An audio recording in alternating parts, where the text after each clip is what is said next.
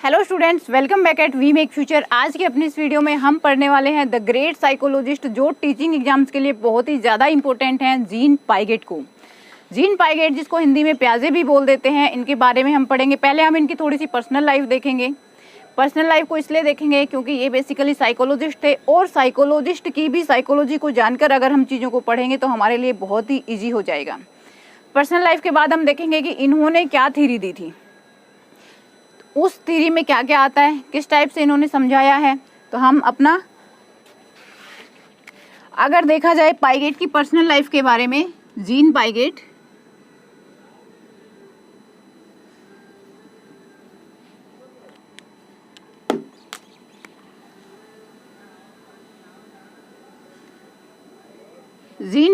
जिनका बर्थ हुआ था 1896 में, ये पैदा हुए थे। ये थे स्विस साइकोलॉजिस्ट।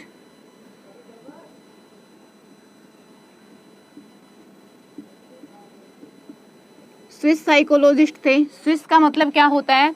स्विस का मतलब होता है कि वो पैदा ही स्विट्जरलैंड में हुए थे, इसलिए उनको स्विस साइकोलॉजिस्ट बोला जाता है। 1896 में पैदा हुए थे जीन पाइगेट। इनके जो फादर थे वो थे Arthur Piaget. Arthur Piaget father थे। जब ये 11 ईयर्स के थे तो इन्होंने एक साइंटिफिक पेपर पब्लिश किया था। साइंटिफिक पेपर पब्लिश किया था। हमारे यहाँ के 11 साल के बच्चे चंपक पढ़ते हैं, चाचा चौधरी पढ़ते रहते हैं। हम तो पढ़ते थे, अब के बच्चे पता नहीं क्या पढ़ते हैं, गूगल आ गया है। 11 साल की उम्र में इन्होंने साइंटिफिक पेपर पब्लिश कर दिया था। उसके बाद बीए करने के बाद ये एक बार गए थे पेरिस में। पेरिस में गए थे तो वहाँ पर इन्होंने एक स्कूल में पढ़ाया था, और उस स्कूल का नाम है Grange X Bell Street school. Grange X Bell Street school के जो ओनर थे वो थे अल्फ्रेड बिनेट। अल्फ्रेड बिनेट, जिनको हम इंटेलिजेंस के चैप्टर में, आगे जाने वाले चैप्टर में पढ़ेंगे, जिन्होंने इंटेलिजेंस के फील्ड में हर काम को सबसे पहले किया था, और जिन्होंने हमें बिने साइमन स्केल भी दिया था। जीन पाइगेट को इंटरेस्टेड एरिया था इनका जूओलॉजी एंड एपिस्टेमोलॉजी।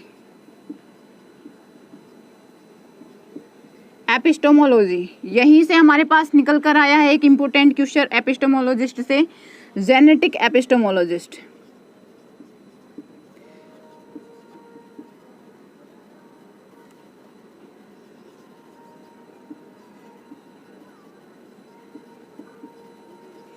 जेनेटिक एपिस्टेमोलॉजिस्ट बोला जाता है, किसको बोला जाता है? ये बोला जाता है जीन पाइगेट को।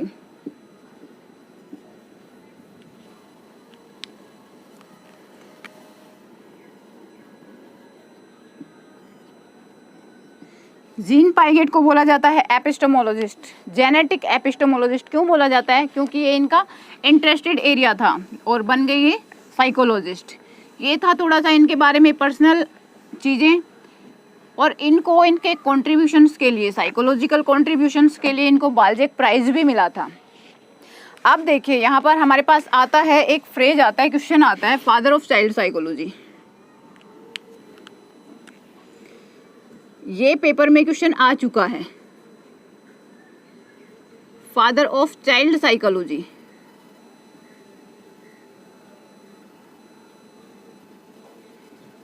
ये है जीन पाइगेट। जीन पाइगेट को फादर ऑफ चाइल्ड साइकोलॉजी क्यों बोला जाता है? वो इसलिए बोला जाता है क्योंकि इनसे पहले जो साइकोलॉजिस्ट आए थे, हमारे पास एक बच्चे का कमेंट आया था, इसलिए मैं जीन पाइगेट को पहले करवा रही हूँ, नहीं तो इससे पहले हमारे पास थॉर्नडाइक, कोहलर और पावलोव की थ्योरी आनी थी। तो उन्होंने क्या किया था, जैसे हमारे पास थॉर्नडाइक है, थॉर्नडाइक ने बिल्ली के ऊपर एक्सपेरिमेंट किया। बिल्ली के ऊपर एक्सपेरिमेंट करके उन्होंने ऑब्जर्व किया कि हम ट्राई करने के बाद किसी काम को कर सकते हैं। इसके बाद हमारे पास पावलोव आए, पावलोव ने डॉग के ऊपर एक्सपेरिमेंट किया। कोहलर आए, कोहलर ने सुल्तान, एक चिंपैंजी था, उसके ऊपर इनसाइड थ्योरी उन्होंने बनाई, वो एक्सपेरिमेंट किया।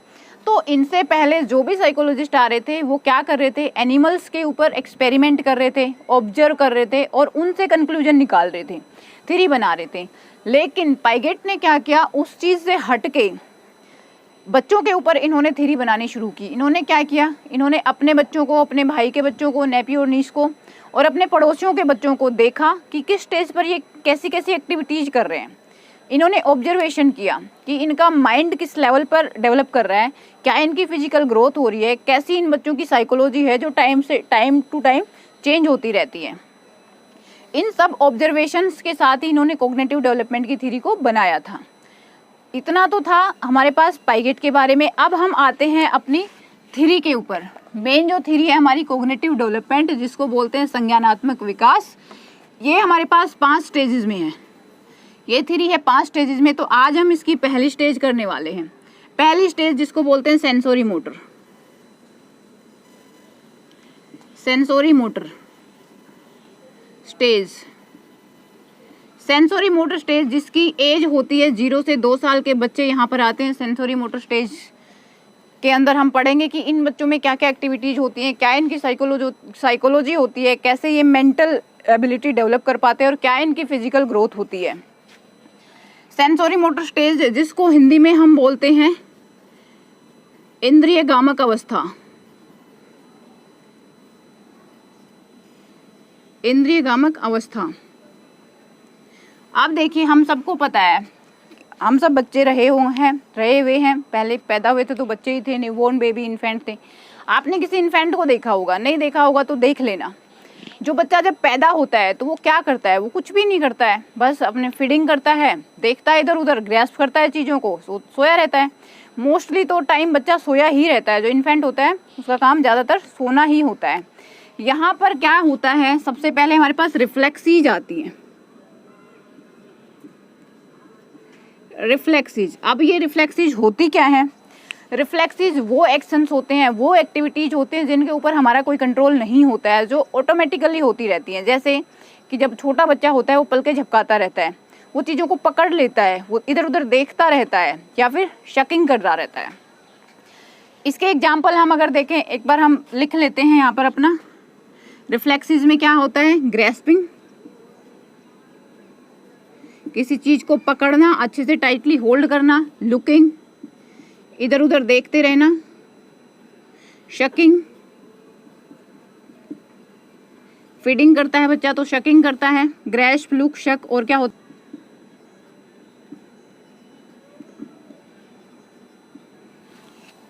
ये बेचारा बच्चा बिस्तर पर लेटा लेटा सबकी बातें सुनता रहता है, बोलना उसे आता नहीं है तो सुनता ही रहेगा। रिफ्लेक्सीज में सबसे पहले हमारे पास आता है, जैसे ग्रेस्पिंग हम लेते हैं कि छोटा बच्चा होता है, 1-2 महीने का बच्चा होता है, तो वो क्या करता है, वो अपने ही हाथ से अपना ही कान पकड़ता है, टाइटली पकड़ता है अच्छे से, और फिर खुद ही चिल्ला चिल्ला के रोता है। क्यों? क्योंकि उसकी ग्रेस्पिंग पावर है, होल्डिंग पावर है, वो बहुत ज़्यादा है। कभी कभी बच्चा अपनी मदर के बाल पकड़ लेता है, अच्छे टाइटली पकड़ लेता है और छोड़ता नहीं है, ये उसकी ग्रेस्पिंग है। क्यों? क्योंकि उसकी नेचुरल एक्टिविटी है, ऑटोमेटिक है ये।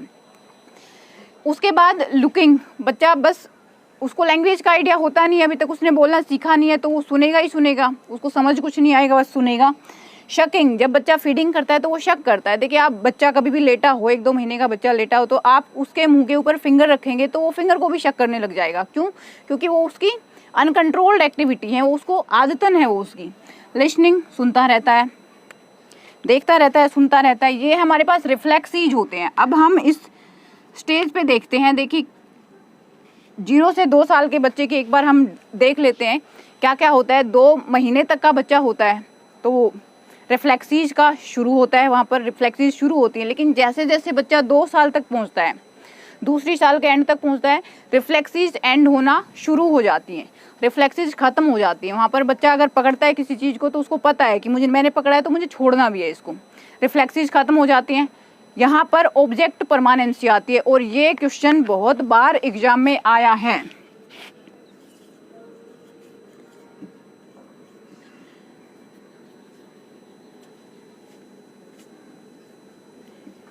ऑब्जेक्ट परमानेंसी की स्टेज कौन सी होती है? ऑब्जेक्ट परमानेंसी की स्टेज होती है सेंसोरी मोटर स्टेज।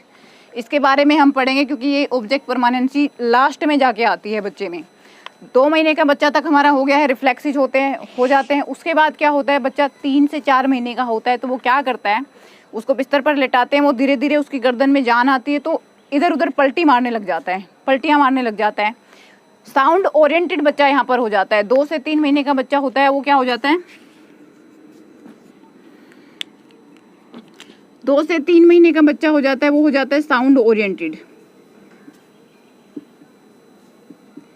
कोई भी आवाज़ करता है तो बच्चा उसी डायरेक्शन में देखता है, उसे पता चल जाता है कि हाँ आवाज़ आ रही है। उसके बाद बच्चा 4 से 5 महीने का होता है तो उसकी एक्टिविटी ज़्यादा बढ़ जाती है।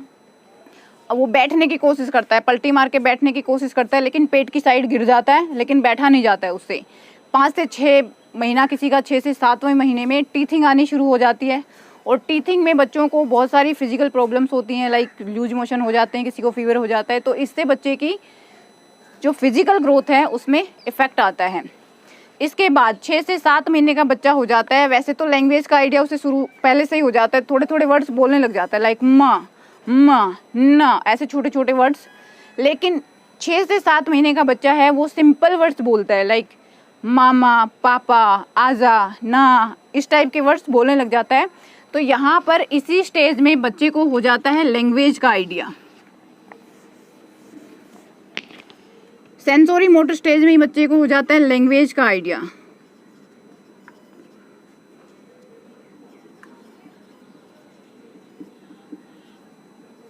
लैंग्वेज का आइडिया हो जाता है और ये लैंग्वेज का आइडिया है, ये डेवलप करता रहता है। इसके बाद बच्चा क्या होता है, छोटे छोटे सेंटेंसेस बोलना शुरू करता है। उसके बाद बच्चा मीनिंगफुल सेंटेंसेस बोलना शुरू करता है और फिर बच्चा अच्छे से लैंग्वेज को सीखने लग जाता है। सॉरी, लैंग्वेज का आइडिया आ जाता है, रिफ्लेक्सीज आ जाती हैं। उसके बाद यहाँ पर बच्चे के पास डेफर्ड इमिटेशंस आती हैं।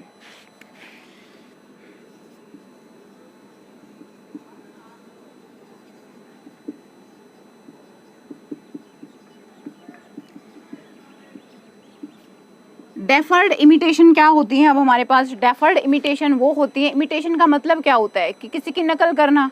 अब बच्चों को आपने देखा होगा कि बहुत बार बोला जाता है नकलची बंदर। वो क्यों बोला जाता है? क्योंकि वो कॉपी करते हैं।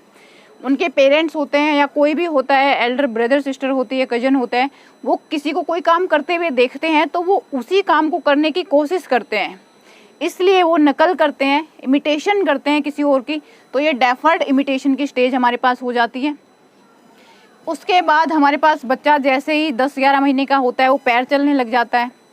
उसको थोड़ा थोड़ा इस दुनियादारी की नॉलेज होने लग जाती है। पहले तो बच्चे को सेंसेस से नॉलेज हो रही थी। देखिए इसमें क्या है, शुरू में मैंने लिखा नहीं, यहाँ पर लिखते हैं हम। चलिए, सेंसेस प्लस मोटर एबिलिटीज,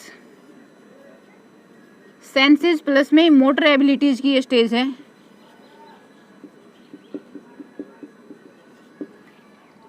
जब बच्चा छोटा होता है तो वो क्या होता है कि वो अपनी सेंसेस से दुनिया को पहचानने की कोशिश करता है। जैसे छोटा बच्चा होता है, किसी अपनी मदर की या फादर की गोद में होता है और कोई स्ट्रेंजर उसको लेने की कोशिश करता है, तो उसमें क्या होता है, कई बच्चे तो चले जाते हैं, बिना बेझिझक चले जाते हैं, लेकिन कई बच्चे क्या होते हैं कि वापस अपने पेरेंट्स की तरफ टर्न हो जाते हैं। इसको पर्सनैलिटी में डिफाइन किया है सिगमंड फ्रॉयड ने किया है कि जो बच्चे आराम से किसी और के पास चले जाते हैं वो खुले विचारों के अच्छे मस्तमोले होते हैं, और जो पलट कर अपने पेरेंट्स की तरफ आ जाते हैं वो थोड़े से डिसिप्लिन्ड और उस टाइप के होते हैं। तो वो हम सिगमंड फ्रॉयड की पर्सनैलिटी में पढ़ेंगे, चाइल्ड डेवलपमेंट में।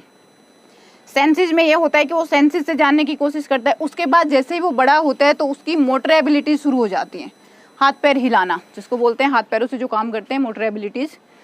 10 से 11 महीने का बच्चा होता है, उसको लैंग्वेज का आइडिया आ चुका होता है। कोई घर से बाहर जाता है तो बोलता है, जाने के लिए बोलता है। पेरेंट्स अगर मना करते हैं तो बच्चा रोता है कि नहीं मुझे भी बाहर जाना है। क्यों? क्योंकि वो उस दुनिया को जानने लग जाता है। अब बाहर उसको पता है कि भाई मैं बाहर जाऊंगा, मैं गोद में बड़े मज़े से जाऊंगा, पेरेंट्स मेरे को लेके जाएंगे। अब क्या होता है, थोड़ा सा जब बच्चा और भी बड़ा होता है तो किसी दिन अगर दरवाज़ा खुला रह गया तो उसे पेरेंट्स की ज़रूरत नहीं है, वो अपने आप ही बाहर निकल लेता है।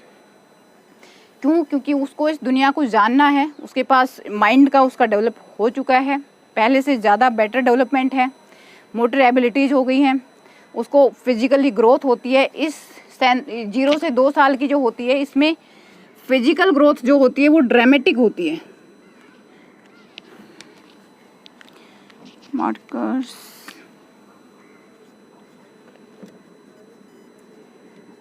ड्रामेटिक ग्रोथ होती है। कहाँ पर? फिजिकल लेवल पर।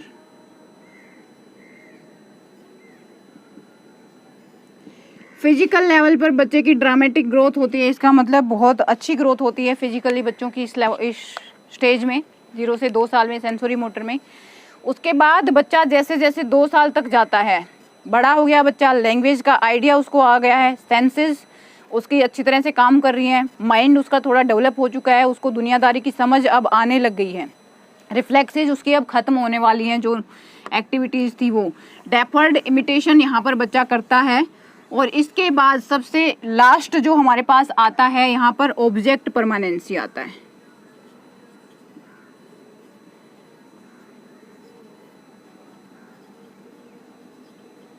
ऑब्जेक्ट परमानेंसी, यहाँ से ये क्वेश्चन आया हुआ है एग्जाम में कि ऑब्जेक्ट परमानेंसी होती है वो जीन पाइगेट की किस स्टेज पर होती है।